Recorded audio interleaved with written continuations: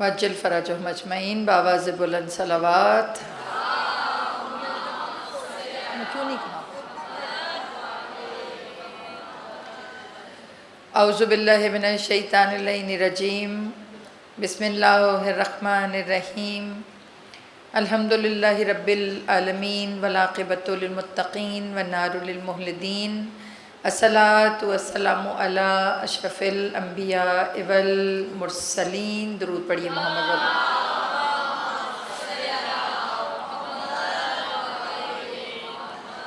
خیر المبشرین والمنذرین نبی المذنبین نبینا ابی القاسم محمد.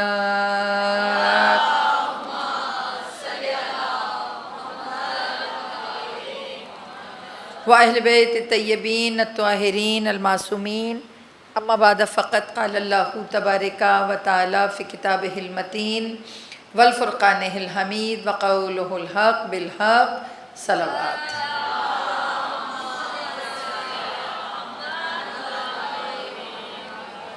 مجلس کی قبولیت کے لیے، دعاؤں کی قبولیت کے لیے اور امام کے ظہور میں تعجیل کے لیے ایک مرتبہ بآواز بلند صلوات.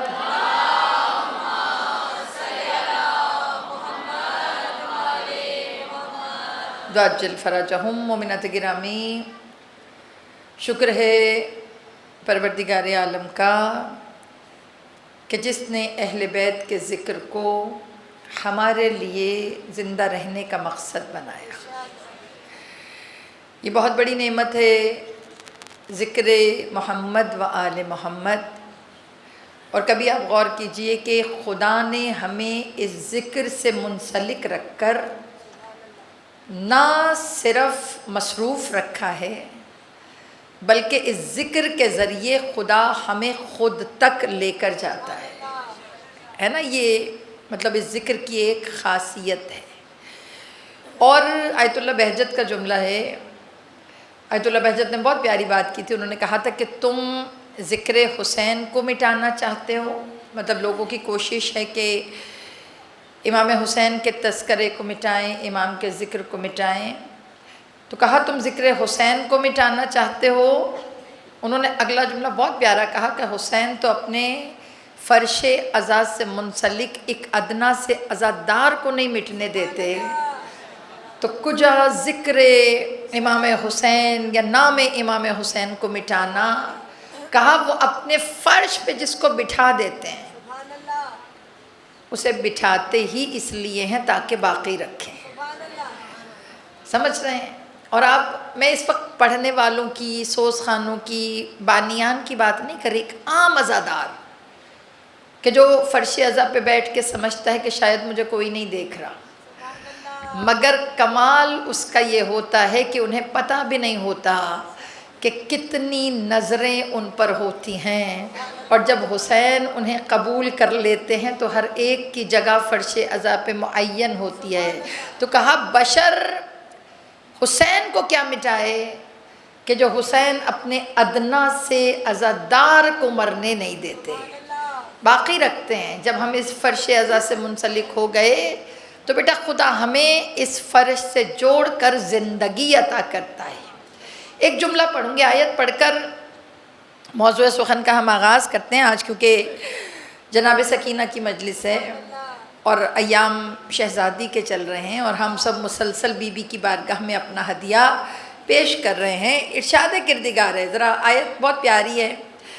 آیت ہے کہ فَأَنظَرْ إِلَىٰ أَثَرِ رحمت اللہ، کہ پس تم نظر ڈالو اپنے اللہ کی رحمت کے اثرات کی طرف.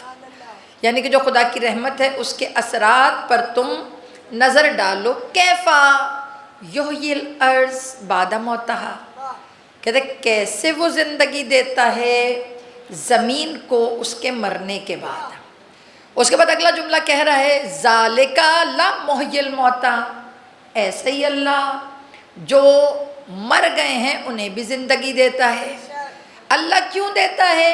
کہا وَهُوَ عَلَىٰ كُلِّ شَيْءٍ قدیر، کیونکہ وہ بہت شدید قدرت والا ہے، ہر شے پہ قادر ہے، تو وہ مردہ زمین کو بھی زندگی دے سکتا ہے اور مردہ وجودوں کو بھی زندگی دے سکتا ہے۔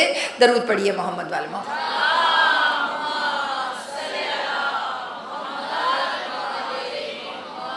کتنی پیاری سی یہ بات ہے کہ اللہ کہہ رہے کہ جیسے خدا، تم نظر ڈالو اللہ کی رحمت پر، خدا کی رحمت کے اثرات پر، یہ اثر ہے اللہ کا کہ کیف یحیی الارض، کیسے وہ زندگی دے دیتا ہے زمین کو۔ کب دیتا ہے زمین کو زندگی؟ جب بعد موتہا، جب وہ بنجر ہو جاتی ہے۔ اللہ نے کہا زمین بنجر بھی ہو جائے تو خدا سے نا امید نہیں ہونا۔ اچھا، یہ تو میں نے پڑھا۔ سورہ فاطر اور سورہ روم کی بھی آیتیں کچھ اسی طرح ملتی جلتی ہیں۔ اس میں بھی سورہ فاطر کی میرے خیال سے آیت مبارکہ 9 ہے، اس میں اللہ کہتا ہے ہم بادلوں کو حکم دیتے ہیں۔ مطلب زمین زندہ کیسے ہوتی ہے؟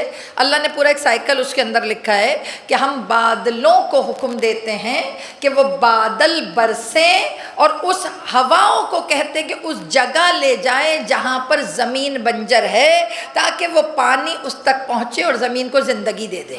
سمجھ آیا؟ مطلب ایک طریقہ، یہ ایک نیچرل سا طریقہ ہے کہ جس سے مردہ زمین زندہ ہوتی ہے۔ یعنی اللہ کہہ رہا ہے میں ہواؤں کو حکم دیتا ہوں، بادل کو لے کر جائے، بادل برستے ہیں، زمین زندہ ہو جاتی ہے۔ سمجھ آ گیا؟ یہ تو ایک مطلب وہ سائنٹیفکلی جو چیزیں ہیں وہ ہیں۔ مگر بیٹا یہ بھی خیر اللہ کی بہت بڑی کرامت ہے کہ وہ ہواؤں کو حکم دے اور ہوائیں اس کا حکم سمجھ لیں، ہوائیں اس کی بات کو سمجھیں۔ میں ایک بات بتاتی ہوں، یہی اسی آیت کے متن میں ایک بات میں نے نہج البلاغہ میں دیکھا، اس میں لکھا تھا کہ جناب سلمان فارسی اور مولا کائنات تشریف فرما تھے۔ درود پڑھیے محمد والے محمد۔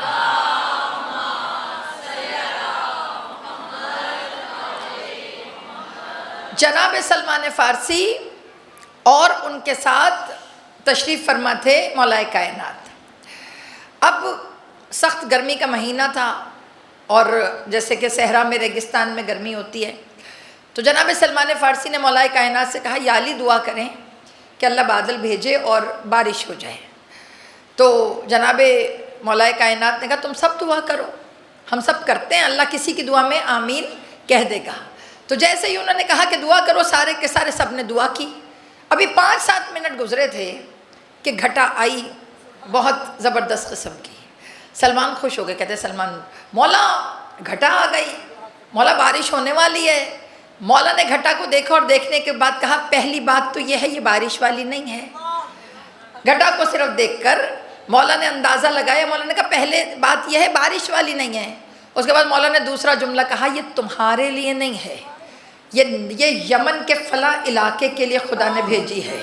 جناب سلمان حیرت زدہ ہو گئے، یا علی آپ نے بادل کی حیت کو دیکھ کر علاقہ بھی بتا دیا، یہ بھی بتا دیا کہ بارش یہاں نہیں ہونی ہے۔ تو مولا نے جملہ کیا کہا؟ کہا ہم ہوا کے رخ کو دیکھ کر بادلوں کی ڈائریکشن بتاتے ہیں کہ کدھر جا رہے ہیں۔ یہ مولا نے کہہ دیا۔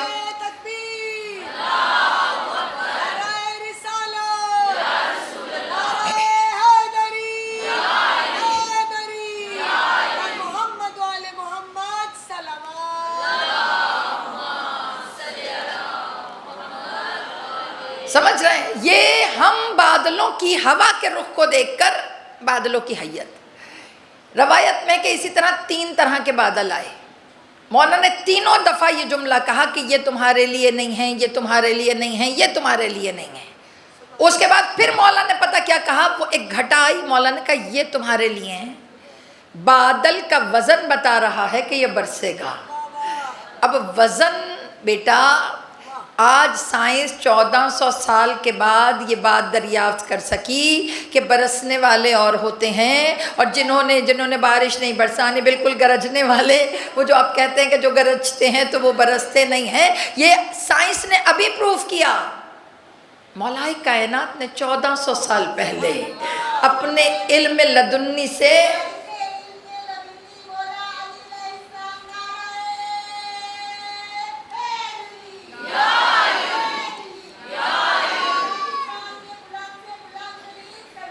سلامت رہیے۔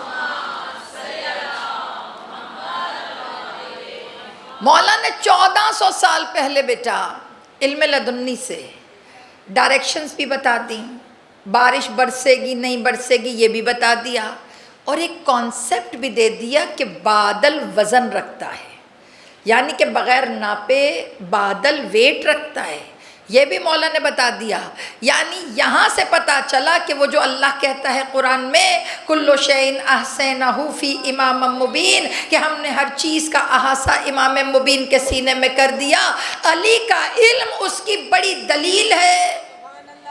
اور مولا مختلف جگہوں پر اپنے علم کو، اگر آپ نے سنا ہو بہت نہج البلاغہ کا خطبہ، جب مولا نے کیا کہا تھا، 1400 سال پہلے کی سچویشن سوچو، اس زمانے میں کہ جب کچھ بھی نہیں تھا، تو بیٹا وہاں پہ مولا کائنات نے ایک جملہ کہا تھا، اور کیا کہا تھا کہ میں آسمان پر لوہے کے پرندے اڑتے ہوئے دیکھ رہا ہوں۔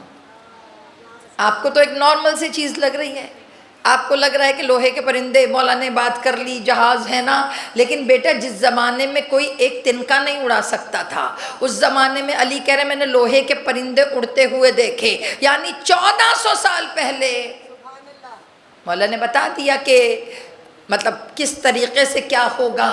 اور اس کے بعد مولا کا ایک اور خطبہ، بس میں یہ تھوڑے سے بات کر لوں، اب علی کی بات آ گئی تو تھوڑا سا مولا کی بات پہ ہم بات کر کے، مولا کائنات نے ایک اور خطبے میں کہا اگر مسند قضاء و قدر علی کے لیے بچھا دی جائے تو علی بہتے ہوئے پانیوں سے ایسا نور ساکت کرے کہ جس سے کائنات روشن ہو جائے۔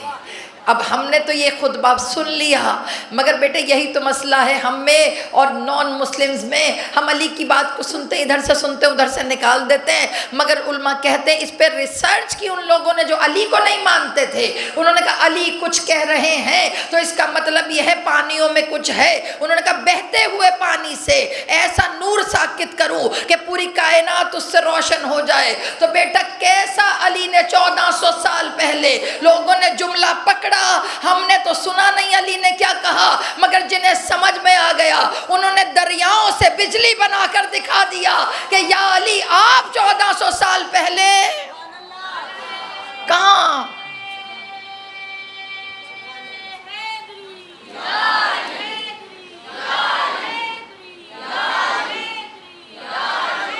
سلامت رہیں۔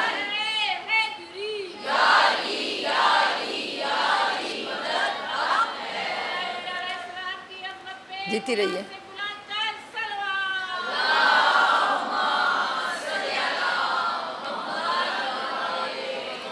1400 سال پہلے کوئی بندہ بیٹا ایسی باتیں کرے تو پھر کہاں لوگ یقین کریں گے ان کے علم پر؟ تبھی تو مولا کہتے تھے کہ لوگوں کا جہل ان کا دشمن بنا، میرا علم میرا دشمن بنا۔ لوگوں کو ان کے ظلم نے مارا، مجھے میرے عدل نے مارا۔ کہ لوگوں کو میرا عمل سمجھ میں نہیں آیا۔ تو بیٹا یہ مولا کائنات کہ جو بادلوں کو دیکھ کر وزن بھی بتا دیتے تھے، حیت بھی بتاتے تھے، اللہ کہہ رہا ہے اس آیت میں کہ دیکھو میں کیسے زندگی دیتا ہوں مرنے کے بعد، زمین بنجر ہو میں اس کو دوبارہ سے حیات دیتا ہوں، اور کیسے دیتا ہوں؟ جیسے میں مردہ لوگوں کو مرنے کے بعد زندہ کرتا ہوں، سادہ سا فارمولہ۔ اچھا اب یہاں پہ رکو 2 منٹ کے لیے۔ علماء ہمارے، یہی میں کہتی ہوں کہ خدا علماء حقہ کو طول عمر عطا فرمائے اور جہلہ سے ہمارے ممبروں کو پاک فرمائے۔ یہ ضرور دعا کیا کیجئے کہ پروردگار دین سکھانے والے حق کے راستے پر ہوں تاکہ امت گمراہ نہ ہو۔ مسئلہ خراب یہیں سے ہوتا ہے کہ جب ممبر کے اوپر ایسے لوگ بیٹھ جائیں کہ جو تھاٹ صحیح ڈیلیور نہ کر سکیں، تو بیٹا جہاں علم کم ہوتا ہے وہاں میس کریٹ ہو جاتا ہے، وہاں خرابی آ جاتی ہے۔ تو اب بات ہو رہی ہے، تو ہمارے بہت بڑے اسکالر، بہت بڑے مفکر، آپ سب کو پتہ ہے آیت اللہ محسن قرائتی، یہ ان کی تفسیر ہوتی ہے اور میں اکثر ان کی تفسیر کا ریفرنس آپ کو دیتی ہوں۔ انہوں نے کہا اس آیت میں جہاں پہ اللہ ارض کی بات کر رہا ہے، زمین کی، تو کہا نیچے اللہ کہہ رہا ہے میں ایسے ہی مردوں کو بھی زندگی دیتا ہوں، تو کہا اللہ نیچے کی آیت اوپر کی آیت کے وزن پہ نہیں ہے، کہا نیچے زندگیوں کی بات کر رہا ہے بندوں کے، اوپر مٹی کی زمین کی بات کر رہا ہے۔ تب آیت اللہ محسن قرائتی نے کہا یہاں پہ خدا عرض کی بات نہیں کر رہا، زمین کی نہیں کر رہا، کہا یہاں خدا کی مراد زمین سے دل ہے۔ اوہو ہو بیٹا جملہ سنیں کہ دل ہے، اللہ یہاں پر نیچے بدن کی بات کر رہا ہے، اوپر دل کی۔ اللہ کہہ رہے کہ جیسے میں مردہ زمین کو زندہ کرتا ہوں، کہ تم میرے اثر کو کیوں نہیں دیکھ رہے کہ میں مردہ دل کو، مردہ زمین کو زندگی دے رہا ہوں؟ تو کہا یہاں زمین سے مراد دل ہے۔ کہا دل کا کیا مطلب؟ کہا انسان کا دل اگر مر جائے، بدن زندہ ہو، یہ وہ والا دل مرنا نہیں، میرا تو دل ہی مر گیا، وہ والا نہیں ہے۔ اکثر امیاں ڈائلاگ مارتی نا، بس اب تو چھوڑ ہی دو، میرا تو دل ہی مر گیا، وہ نہیں۔ یہ اکثر آپ دیکھیں نا، اماں سے کہو یہ کر لیں تو وہ کر لیں تو وہ کر لیں، تو ان کے اندر کے دکھ سارے کے سارے کٹھے ہی باہر آ جاتے، جب کرنے کا وقت تھا تب نہیں کیا، اب تو دل ہی مر گیا۔ یہ اس دل کی بات نہیں کر رہے، یہ جو اللہ جس دل کی بات کر رہا ہے، اللہ کہہ رہا ہے کہ دل مردہ ہو جانا۔ کہا یہ بشر کی سب سے کمتر کیفیت ہے کہ جب انسان چل رہا ہو اور اس کا وجود مردہ ہو جائے، دل مردہ ہو جائے۔ اگر آپ کو یاد ہو تو بہت سال پہلے میں نے یہاں مجلس پڑھی تھی کہ ان الحب الحسین حرارت القلوب المومن، کہ بے شک مومن کے دل کی حرارت حسین کی محبت ہے۔ تو جب حسین کی محبت حرارت کیوں کہا؟ اللہ نے کہا دیکھو تو صحیح ہم کیسے مردہ بنجر زمینوں کو زندہ کرتے ہیں۔ تو علماء نے کہا یہاں اگر مراد دل ہے تو یہاں بادل سے مراد، بارش سے مراد ذکر محمد و آل محمد ہے، اور عبادت الہیہ ہے، اللہ کی عبادت۔ سب سے پہلے ہم ان فیکٹرز پہ بات کرتے ہیں، ان چیزوں پہ بات کرتے ہیں بیٹا جن سے دل مردہ ہو جاتے ہیں۔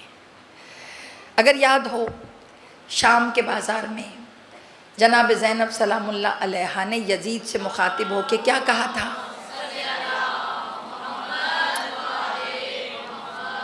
آج آپ لوگ تھکے تھکے لگ رہے ہیں، مجھے نیند آ رہی ہے کیا سب کو؟ ہیں ذرا ایک مرتبہ جتنا ذکر اہل بیت بلند ہے اتنی بلند تر صلوات ہے۔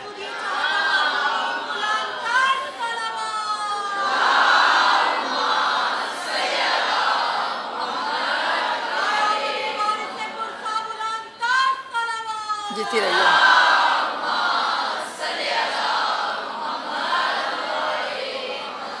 دو تین فیکٹرز پہ ہم بات کرتے ہیں کیونکہ جس دور میں ہم زندگی گزار رہے ہیں ہمیشہ یاد رکھیے اس میں اب آپ نے اپنی اصلاح خود کرنی ہے۔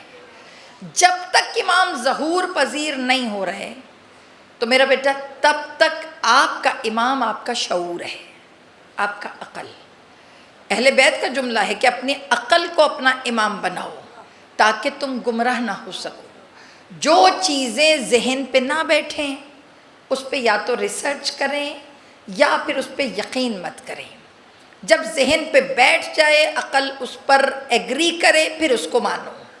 اب ہم بات کر رہے ہیں کہ دل مردہ ہونا، جیسے ابھی میں نے عرض کیا جناب زینب نے بہت سال پہلے یزید کو نہیں کہا تھا کہ تو تخت پہ بیٹھا ہے اور تجھے لگتا ہے کہ تو زندہ ہے، میرا بھائی نوکے سینہ پہ ہے اور تجھے لگتا ہے کہ تو نے انہیں مار دیا۔ تو بی بی نے وہاں پہ ایک نیا انداز زندگی کا بیان کیا کہ تو آج سے میرا جملہ لکھ لے، آج سے میرا چیلنج لکھ لے کہ تو تخت پر بیٹھ کر بھی مردہ ہے اور میرا بھائی نوکے سینہ پہ چڑھ کے بھی زندہ ہے۔ کائنات میں زندگی کا مفہوم حسین بدل کر چلے گئے کہ اگر مقصد ٹھیک ہے، فوکس ٹھیک ہے تو بیٹا راستہ ٹھیک ہو تو اللہ اپنے سے جڑنے والے کو بھی باقی رکھتا ہے۔ اللہ کہہ رہا ہے نا کیوں رکھتا ہوں میں؟ کیونکہ ان اللہ علی کل شیء قدیر، میں تو ہر شے پہ قدرت رکھتا ہوں۔ تو بیٹے اب ہم یہاں پہ بات کریں مردہ کیسے ہوتا ہے دل۔ دل کے مردہ ہونے کا سب سے پہلا سبب ہے غفلت۔ جب انسان واجبات کی بات نہیں کر رہی، اپنی ذمہ داریوں سے غافل ہوتا ہے۔ واجبات تو شکر کرو خدا نے واجب کر دیے، ورنہ میرا بیٹا واجبات اگر اللہ واجب نہ کرتا تو جتنے ڈھیلے ہم ہیں، سچی بات ہے، یہ ڈنڈا ہے اللہ کے، واجب ہے واجب ہے واجب ہے واجب ہے، اس لیے تم کھڑے ہو جاتے ہو۔ ورنہ اگر یہ میں بڑا پیارا واقعہ پڑھ رہی تھی، اب واجب سے میرے ذہن میں آ گیا. قبلہ طالب جوہری صاحب خدا انہیں غریق کے رحمت کرے، اور ہمارا اساتذہ تھے، بہت بڑے عالم، اللہ تعالیٰ ان کے درجات اسی ذکر کے صدقے میں بلند فرمائے. تو قبلہ طالب جوہری صاحب جو ہے نا، ایک دفعہ ڈاکٹر کے پاس گئے. جب وہ ڈاکٹر کے پاس گئے تو آپ کو پتہ ہے کہ مولانا یا ذاکرہ کسی کو مل جائے، پھر چاہے وہ خود کیوں نہ ڈاکٹر ہو، آپ کو پتہ ہے 70 سوال تیار ہوتے ہیں. باجی وہ ایک بات یہ پوچھنی تھی، تو پھر ایک یہ بھی پوچھنی، تو پھر یہ بھی بتا جائیں. مطلب اگر ان کے ساتھ بیٹھی ہیں تو آپ خاموش کیوں بیٹھی ہیں؟ آپ کم از کم ان کے 100 مسئلے حل کریں. اکثر ایسا ہوتا ہے، مجھے اگر کہیں کسی کے ساتھ آؤٹ آف اسٹیشن جانا پڑ جائے نا، معذرت کے ساتھ میں کہہ رہی ہوں، تو میں کہتی ہوں کہ بھائی میں خود ہی اپنی گاڑی سے آؤں گی. وہ کہتے ہیں نہیں میری بہن لے لے گی. میں کہا نہیں بیٹے، 4 گھنٹے کی مجلس رستے میں 1 گھنٹے کی ممبر پہ مجھے نہیں پڑھنی. درود پڑھیے محمد والے محمد. سچی یعنی کہ اگر قابو آ جائے نا کوئی مولانا کسی کے، تو سچ بتاؤں تم لوگ جو ہو نا جان نکال کے نا چھوڑتے ہو. تو خیر قبلہ صاحب تھے، طالب جوہری صاحب تھے، انہوں نے ڈاکٹر صاحب ان کا علاج کر رہے تھے. ڈاکٹر صاحب نے اچانک، قبلہ صاحب ایک سوال ہے، اگر آپ جواب دے دیں تو میں مشکور ہوں گا.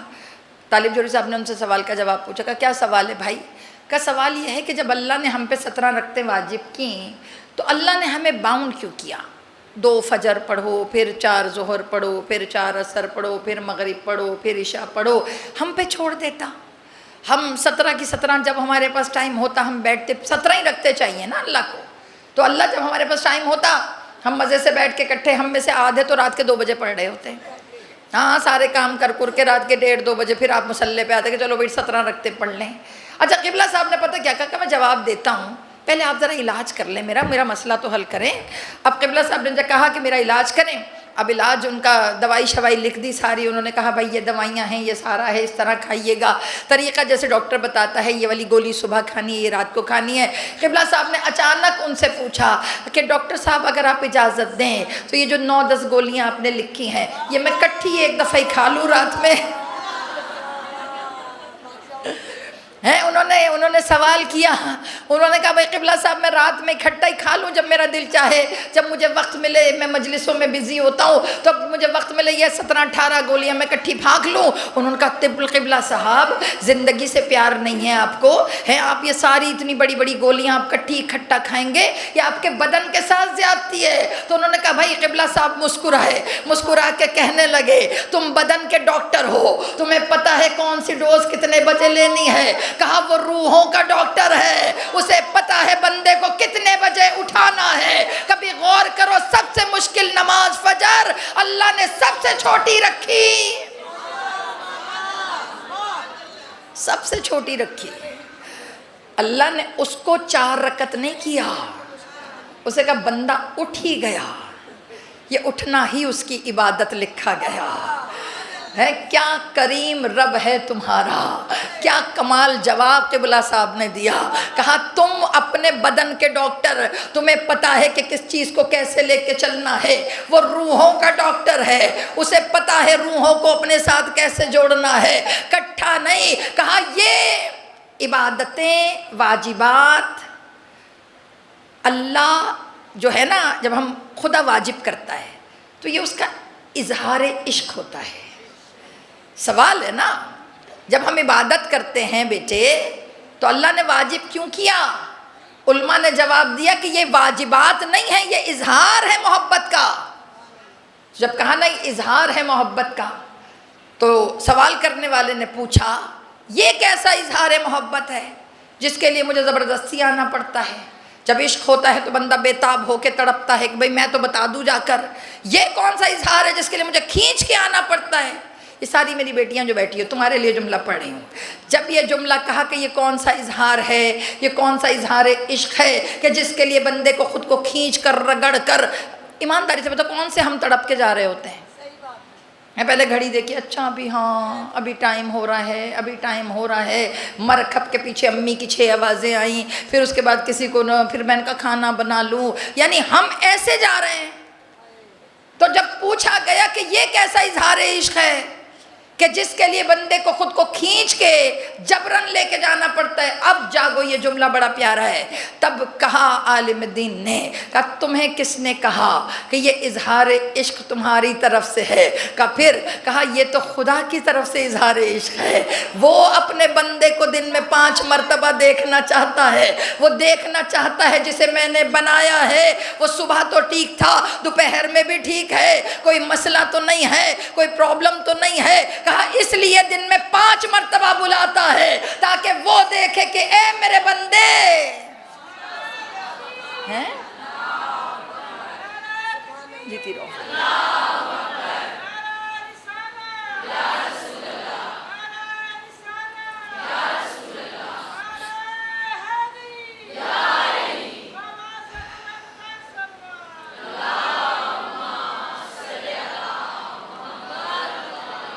یہ اظہار عشق بیٹا خدا کی طرف سے ہے، یہ آپ کی طرف سے نہیں ہے۔ یہ نہ سوچے کہ آپ اس سے اظہار کر رہے ہیں، وہ آپ سے محبت کر رہا ہے۔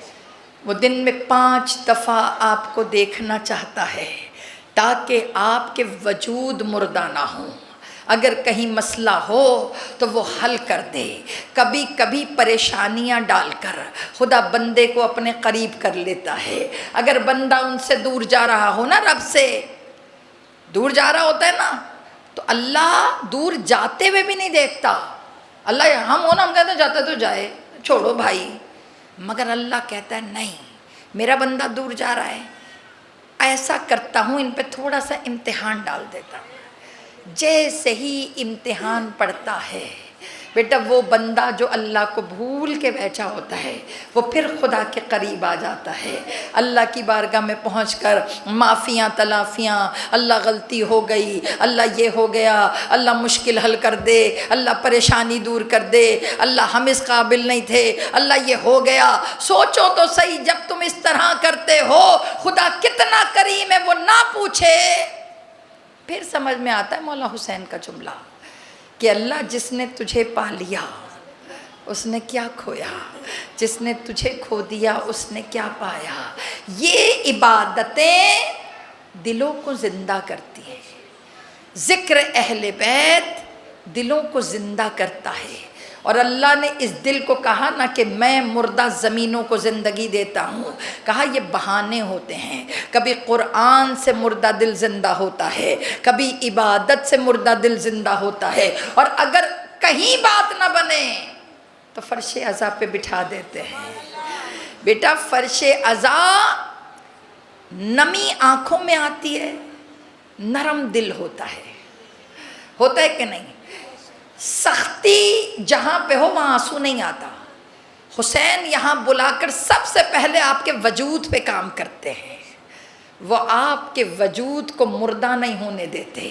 ایک عالم دین کا جملہ جیسے ابھی میں نے عرض کیا کہ تم حسین کو کیا مارو گے؟ او بھائی جس زمین پہ تم نے حسین مارا تم اس زمین کو مار نہیں سکے، وہ ہر سال سرخ ہو کر اپنے زندہ ہونے کا ثبوت دیتی ہے۔ بیٹا چاہے سجدگاہ ہو چاہے تسبیح ہو، اور سوچو تو صحیح نا، تسبیح کربلا ادھر، کربلا کی تسبیح لاہور میں، کربلا ادھر، خاک شفا کا پڑیا UK میں۔ حسین نے دکھایا کیا کہ کربلا وہیں ہے، مگر اس کے ذرے جہاں چلے جائیں وہاں بھی زندگی بٹ جاتی ہے۔ تو بیٹا ایسے ہی محبت حسین ہے، حسین خود کربلا میں ہے مگر دلوں میں محبت ڈال کر ہمیں بھی زندہ کر دیتے ہیں۔ جو حسین سے جڑ جائے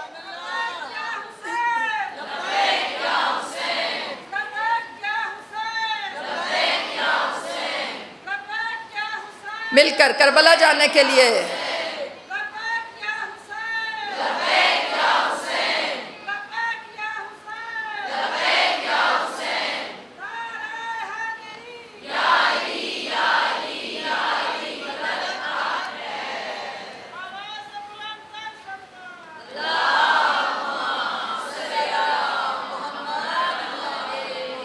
سمجھ رہے ہیں؟ کربلا جیسے میں نے کہا نا کہ بے شک حسین کی محبت دلوں کو مردہ نہیں ہونے دیتی، زندہ کر دیتی ہے۔ کربلا بھی وہ سرزمین ہے کہ جو قطرے قطرے میں زندگی لے کے پھر رہی ہے، آپ کے سامنے ہی ہے۔ بھلا مٹی کا لال ہونا کہاں بیٹا ہوتی ہے، مگر علماء یہی تو کہتے ہیں یہ کربلا کی زندگی کا ثبوت ہے۔ آپ کے سامنے کہیں تسبیح کہیں، بلکہ اب تو مطلب جیسے یہ زری ہے میٹل کی ہے نا، بہت سی جگہوں پہ اس دفعہ بہت جگہ ہوا ہے، یہ میں ویسے نہیں کہہ رہی، میرے پاس پکچرز بھی موجود ہیں، کہیں گہوارہ برآمد ہوا، اس کے اندر سے جو ہے وہ قطرے خون کے نکل آئے، ایک جگہ پہ تابوت تھا اس کے پنجوں میں سے۔ بیٹا لوگ، مطلب یہ میں کوئی پرموشن نہیں کر رہی، میں صرف بتا رہی ہوں کہ ہم جب اس طرح کچھ ہوتا ہے، کہیں پنجے میں سے بلڈ کے قطرے نکل آئیں، کہیں پر جھولے میں سے بلڈ کے قطرے نکل آئیں، تو معذرت چاہتی ہوں، اکثر لوگ اس کو بے ادبی سے تشبیہ دیتے ہیں، ہے نا، اندر سے فوراً مولانا باہر نکل آتے ہیں کہ پتہ نہیں کوئی بے ادبی ہوئی ہوگی تبھی ایسا ہوا ہوگا۔ تو بیٹا میری بات یہ میں تو خیر کس کھیت کی مولی، یہ میں آپ کو بتاؤں، علماء سے سوال کیا گیا، علماء سے پوچھا کہ جب یہ میٹل کے اندر سے بلڈ کے قطرے آتے ہیں تو کیا خدا نخواستہ یہ بے ادبی ہوتی ہے؟ انہوں نے کہا سوچو، اس میں سے اگر بیٹے ریڈ ریڈ ڈراپس آ جائیں تو سوچ بھی نہیں سکتا بندہ کہ لوہے میں، مٹی تو چلو سمجھ آ رہی ہے کہ مٹی نم ہوتی ہے گیلی ہوتی، اس میں سے کہاں سے آ رہا ہے؟ تو علماء نے کہا کہ یہ حسین کی حقانیت ہے، وہ جہاں چاہے تجلی دکھا سکتے ہیں۔ اب آپ یہ دیکھیں نا کہ اگر سچے نہ ہوں حسین، اس کو عذاب یا بے ادبی سے تشبیہ دینا غلط ہے، یہ تجلیاں ہیں خدا کی۔ یہ جیسے ابھی میں نے کہا نا، هو اللہ علی کل شیء قدیر، اللہ جو چاہے وہ کر سکتا ہے، تو بیٹا خدا یہ بھی کر سکتا ہے کہ حسین صرف خاک کے محتاج نہیں ہیں، جو چیز مولا حسین سے جڑ جائے حسین اسے بھی زندگی کی طرف لے آتے ہیں۔ تو سوچئے پھر ہم جیسوں کو کیسے مردہ ہونے دیں گے؟ عمل اہل بیت سے جوڑے رکھیں، ان سے مربوط رہیں۔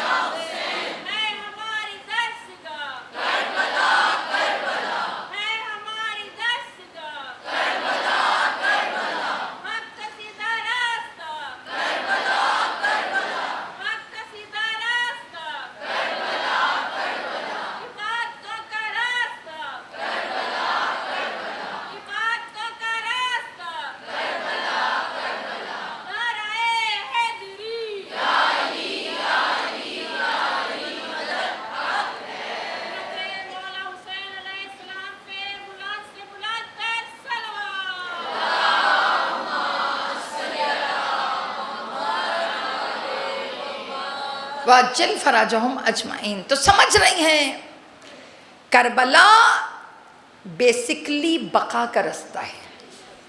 آپ کے سامنے جتنے لوگ امام حسین سے جڑ گئے بیٹا زندہ ہو گئے۔ اب جتنی دفعہ آپ امام حسین پہ سلام بھیجتے ہیں اتنی ہی دفعہ آپ اصحاب حسین پر بھی سلام کرتے ہیں۔ کیوں بیٹا؟ سجا دی۔ دیکھو جس بیابان کو شمر یزید سمجھتا تھا کہ بیابان ہے، آج وہ بیابان نہیں ہے، آج ایسا آباد ہو گیا۔ خدا تمہیں لے کر جائے، بلکہ دعا کیجئے کہ جو مومنین ہمارے اس وقت بارڈر پہ بیٹھے ہوئے ہیں اللہ ان کے لیے راستے کھولے۔ بند ہے بارڈر بند ہے بیٹا۔ مجھے تو سمجھ نہیں آ رہا کہ ہماری اسٹریٹجی، ہماری جو حکمت عملی ہے حکومتی، وہ کدھر جا رہی ہے بیٹا؟ ویزے لگے ہوئے ہیں لوگوں کے، پیسے دیے ہوئے ہیں، اور میں ایک بات بتاؤں، بائی روڈ ہر بندہ نہیں جاتا، یہ میری بات لکھ لیجئے۔ جس کے پاس پیسے ہیں نا وہ بائی ایئر ہی جاتا ہے۔ بائی روڈ کا ڈیسیژن فقط وہی لیتا ہے جس کے پاس کچھ نہیں ہوتا۔ اسے پتہ ہے کہ اس رستے پہ جا رہا ہوں، مجھے پتہ ہے واپس آؤں نہ آؤں، یہ سب کو پتہ ہے اس بات کا۔ ہمارا کوئٹہ کا راستہ آپ سب کو پتہ ہے۔ تو جو یہ رسک لے رہا ہوتا ہے اس کی نیت پتہ کیا ہوتی ہے؟ پہنچ گئے تو زیارت، نہ پہنچے تو شہادت۔ تو بیٹا جو اس وقت وہاں بیٹھے ہیں وہ اپنے بچوں سے خدا حافظ کر کے آئے ہیں۔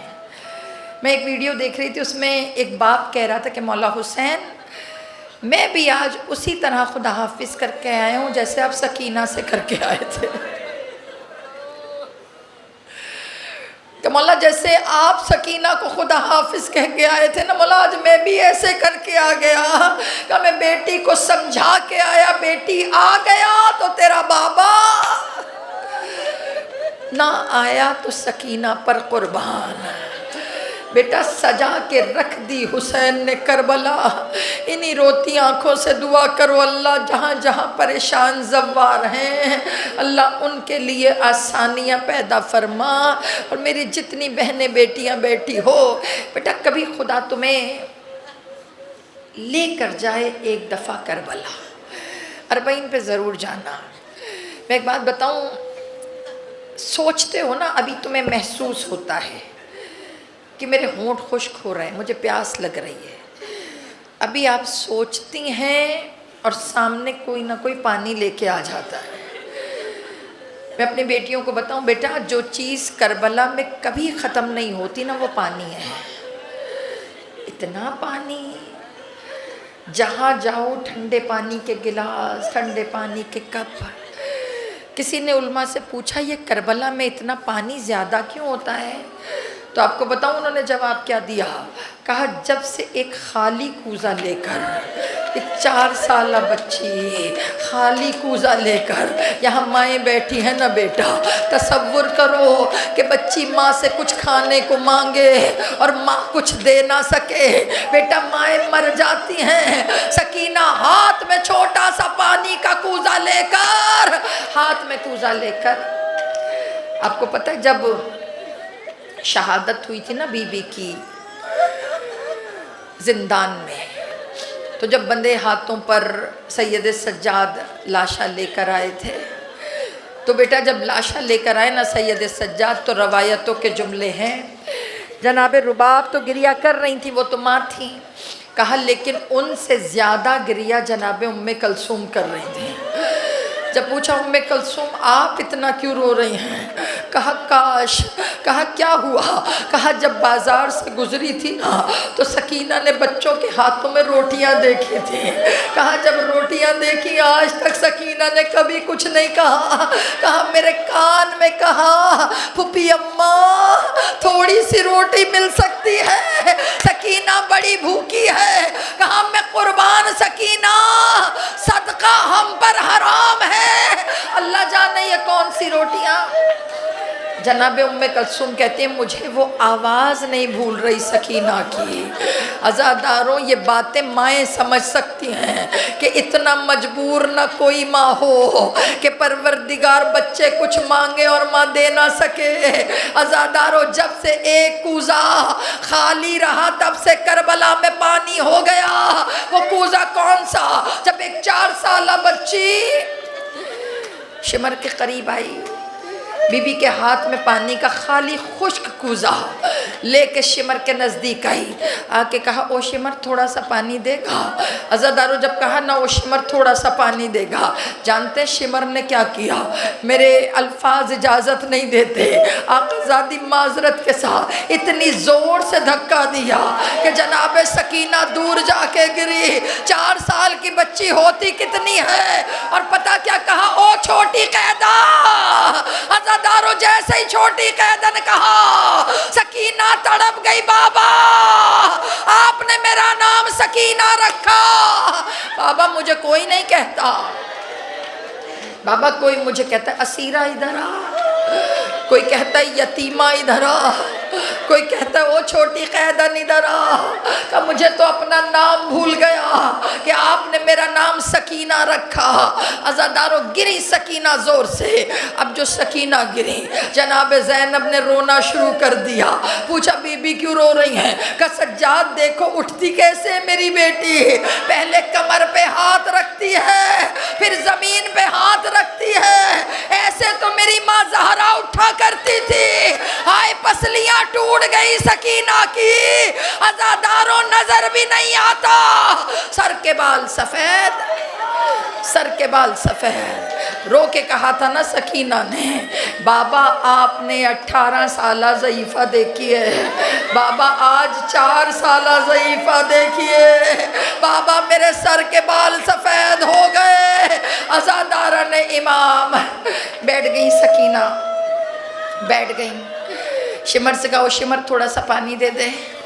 جانتے شمر نے کیا کہا؟ کہتا پہلے فوجیوں کو پلا دوں نا پھر دوں گا۔ عزاداروں، جو بیٹیاں باپ کی لاڈلی ہوتی ہیں نا، انہیں کسی سے کچھ کہنا بھی اچھا نہیں لگتا، اور میں ہاتھوں کو جوڑ کر کہوں ہائے رباب آپ کی قسمت۔ عزاداروں، جب بیٹیاں کچھ مانگے نا تو مائیں بھی مر جاتی ہیں کہ ہم دے نہیں سکتے۔ عزاداروں کوزہ لے کے کھڑی ہوئی، شمر سے کہو شمر تھوڑا سا پانی دے دے۔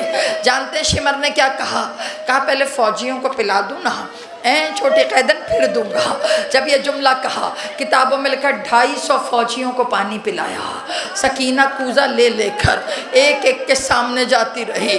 پھر اس نے کہا جانوروں کو پانی پلا دو۔ بیٹا اونٹوں کو پانی پلایا، گھوڑوں کو پانی پلایا، نہیں پلایا تو حسین کی بیٹی کو۔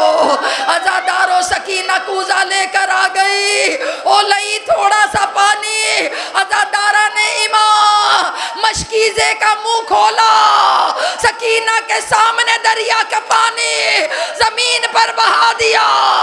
سکینہ تڑپ گئی، ہائے بابا آج پتا چل گیا یتیم کیا ہوتا ہے۔ بابا سکینہ مر جائے، بابا پیاس نہیں بجھی۔ الا لعنت اللہ علی القوم الکاذبین۔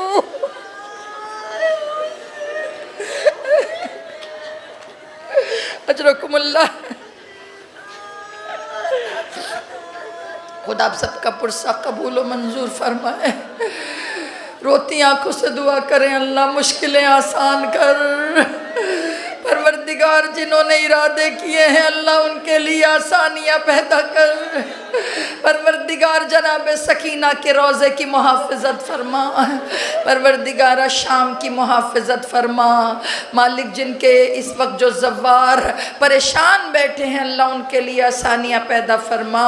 بانی مجلس کا یہ فرش عزا بچھانا قبول و منظور فرما۔ جناب سکینہ کی یتیمی کا صدقہ میرے مالک کسی کو بے وقت یتیم نہ کرنا۔ مولا جنہیں یتیم کیا ہے ان کے سہاروں کو سلامت رکھنا۔ پروردگارہ جتنے حاضر و غیر حاضر مولا سب کو چہاردہ معصومین کا زوار بنا، مولا سب کو کربلا و شام کا زوار بنا۔ دشمنان اسلام کو نیست و نابود فرما، علماء حقہ کو طول عمر عطا فرما۔ اور مالک ہماری تمام دعاؤں سے بڑھ کر دعا امام وقت کے ظہور میں تعجیل فرما اور ہمیں ان کے ناصران میں شمار فرما۔ ربنا تقبل منا انک انت السمیع العلیم۔ ماتم حسین۔